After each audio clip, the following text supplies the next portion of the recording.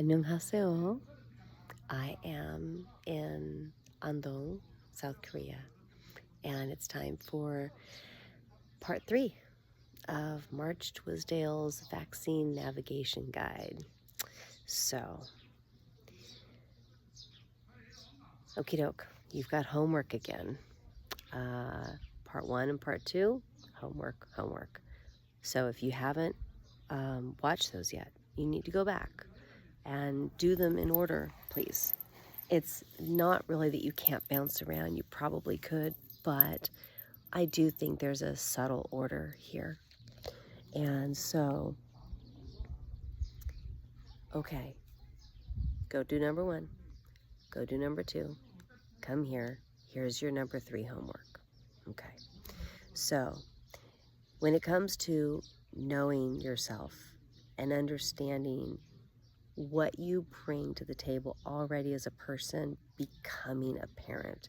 Maybe you haven't had kids yet. Maybe you're pregnant and you're figuring out, obstetrician, midwife, home birth, hospital birth. What am I going to do? You're trying to figure these things out, and you're like, oh, right. Oh, my gosh. Suddenly, the most important person in the world who I adore and love more than myself is going to be born, and I am going to be solely responsible for so many decisions for years on behalf of that person. And some of those decisions are regarding potentially life-threatening issues. So knowing who you are right now doesn't mean that you're discovering who you're going to be and remain. This is a question of what's inside of you right now. And once you see that it's there, you can pull it off the shelf and be like, oh, look at this little book, the little pamphlets, a bunch of little pamphlets up on the shelf about, do I believe in spanking, or do I not want to spank, blah, blah, blah, all these questions. Because when you pick up that pamphlet and open it up, what you're going to see is sort of the lingering remnants of your own childhood, the culture that you've grown up in, the ubiquitous comments that exist, and the just ways of doing things that are normative for you, and then your reaction to those. Do you tend to like how society handles things, or do you reject it? That's another one. We'll get to that later. So here's the one for number 3. Okay. In general, this has to do with trust. And I'm not, please don't go there. I'm not talking about, do you trust the scientific world and doctors? That's not what we're saying. At sort of an instinctual level, and based upon all those experiences in your life that you can't even pin down, within you, there's already an answer to this question. Your job is to find that answer and then to decide, does that answer serve you? And do you want that to continue to be your answer? So, in general, if you're in a situation where you have to make a decision, do you tend to be more comfortable with and trusting of new, modern, technological, human advances? Or do you tend the other direction and have an instinct that the wisdom of the past, the effects of evolution, if you believe in God, maybe you believe God has already created things that are not within the human realm that are appropriate. And do you tend to lean that direction for your comfort zone? So I'll give you some examples. Let me see. I'm actually going to check. Well, no, my notes are on the phone. I had some really good examples. So, are you interested in having the most modern apartment or home built out of the newest, best, cutting-edge technology with amazing newfangled materials created, like, by NASA for the space shuttle, that have, then been turned into building materials for a house, and you want to have this awesome house? Or do you want to go out and learn how to build a straw bale home and have a house that is as close to nature as possible? Okay, think about that for a minute. Where do you lean? If you grew up watching Star Trek, and there is a reason why the idea of warp speed in 2020 was used around the idea of basically acting like Doc from Star Trek, which began in the 60s and 70s. So the baby boomers grew up with Star Trek, and fantastically, they really believe that we are moving in a trajectory toward this future that will be like this, the Federation of the Star Trek world, with warp speed, and all those adventures would have, you had computers, computer, and you could talk to the computer. You literally had cell phones. They were called, I can't remember what they were called in that world, but that was the first concept of a cell phone, talking into something, right? And now we have flip phones, just like Star Trek. So one of the fundamental parts of the Star Trek world is Doc, the original series, and they would be facing some horrible plague they found on a planet, and it's going to kill everyone on the ship. And he would come up with, Kirk, he would come up with this in about 5 hours or a day and a half, this thing that would be injected into you. It was almost always an injection. And he'd be like, well, I don't know. It could kill all of us, but it might work. And I haven't been able to test it on anyone. And then Kirk would be like, I believe in you. Let's do it. And they would go and inject everyone on the ship. And they'd be like, oh, Doc saved the day. Okay. So a lot of us grew up with that as the fictional fantasy, mythological future idea.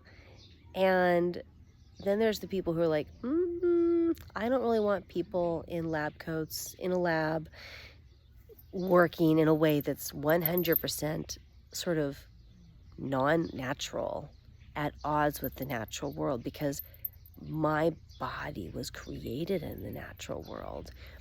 God, if you believe in God, placed me in the natural world, designed for the natural world. And if you believe in evolution, well then hello, humans have been surviving on this planet for hundreds of thousands of years, and we've been doing it embedded in this planet in a natural way. In fact, historically, when we look at the unnatural things that people would do, like emperors, and when humans would be like, oh, I have a great idea. Look at this stuff. It's like liquid silver. So let's go ahead and feed it to the emperor, and it'll make him live forever. And they would give mercury poison to their emperor. The Romans were like, oh, look at lead. Wow, it's so easy to work with. We can make pipes. We'll have clean water going everywhere. And they've got lead poisoning, which made it so that their elite struggled to have babies because it was affecting fertility. Right? Oh, let's go ahead and create plastic. This is so awesome. We've got phthalates. Who cares? They've got plastic bags and plastic buckets and plastic water bottles. And what do we have now? We have plastic showing up in the oceans, in our food, in our bodies, and we have cancers, and we have the effect on our hormones, and we have done to ourselves with our advanced science, our unnatural human ideas, our mad scientist concepts. We've done to ourselves what the Romans did to themselves, what the Chinese emperors did to themselves, and it goes on and on. So where do you lean? You're going to have a child, and there are threats everywhere. There are risks to the natural world. Mother Earth doesn't owe you anything. You're here to live or die, and there's no guarantees or promises. And there are threats on the planet. And then there's human technology where we come up with stuff that's cool. Like we weave together a bunch of grasses and we make rope and then we make some mats and then we make a house with a thatched roof and we figure out how to make tiles and we create, tiles and walls and we learn how to domesticate chickens and we do this and there's benefits. But the domestication of animals means we have concentrated manure and it gets into our drinking water. And now we have giardia in most of the rivers and we end up with, a bunch of fungus and mold growing in our thatch and we don't know it's there and now we're getting sickened by that. So the reality is planet Earth is never going to be a safe place. It will always be dangerous. Some of the dangers are going to come from nature and some are going to come from human manipulation of nature, and that can be low tech or high tech. So back to you and your internal feelings. If you are trying to make life better for your child, are you the type to want the newest tech, products that are out there? Or are you leaning towards essential oils rather than fragrances and organic food rather than the Green Revolution, which basically turned bomb making supplies, because that's what nitrogen was at the time. I'm pretty sure it was nitrogen they were creating bombs with, and then they had a bunch left over after World War II, and they're like, well, what are we going to do with all this? And before, about 100 years ago, nitrogen was created naturally. It's in the air, it gets absorbed into the earth, and it feeds plants at a natural level. And then humans figured out how to artificially create more of it, and it ended up being used for bombs. But after World War II, the U.S. military had a bunch of leftover nitrogen. They're like, what are we going to do? One of the conversations was to just spray it over the forest, because they're like, well, if we spray it all over the forest, then they'll grow faster and we'll get more lumber. But somehow instead, someone was like, well, why don't we put it in a garden? Let's add it to the farm and let's put it in the fields. And the next thing you know, we had the Green Revolution. So, of course, there ends up being side effects to that Green Revolution. So, this is the world you live in. You're not going to escape this imperfect and impossible to find a perfect answer world. This is Earth. She's messy, just like birth is messy. So, knowing how you feel about this will then tell you, oh, when I evaluate an issue about how am I going to feed my child, if I'm the nature-leaning person, then I'm probably going to want to do breastfeeding. If I'm the high-tech person, I might want to breastfeed a little bit, but I might also want, there are some high-tech people who are like, I don't want a natural birth. I definitely want a cesarean. I know someone who works in the field of medicine that deals with urinary tract issues. She literally said, this was about 20 years ago, she was talking to my mom, and she said that she thought every single woman who ever gave birth should always get a cesarean, that it should just become this thing, because during natural birth, there can be some damage done to the urinary tract, and she deals with the people who show up in the hospital later who are the rare, unusual ones who had a problem. Of course, this is a species that has been giving natural birth for hundreds of thousands of years, but she literally said that she thought it should be policy, like government mandated policy, that all women get cesarean sections because they're better. So, are you the type of person who agrees with that? Or the type of person who goes, think you've gone a little bit too far? That's me. I'm like, yeah, 2 home births. They went great. I'm super happy. I don't want to be in a hospital. I don't want drugs in my system when I'm giving birth. I don't want epidurals and the side effects that go with them. I don't want to be cut open and then stitched up when every other mammal on the planet doesn't do it that way. God and Mother Nature did not design me to have a cesarean section.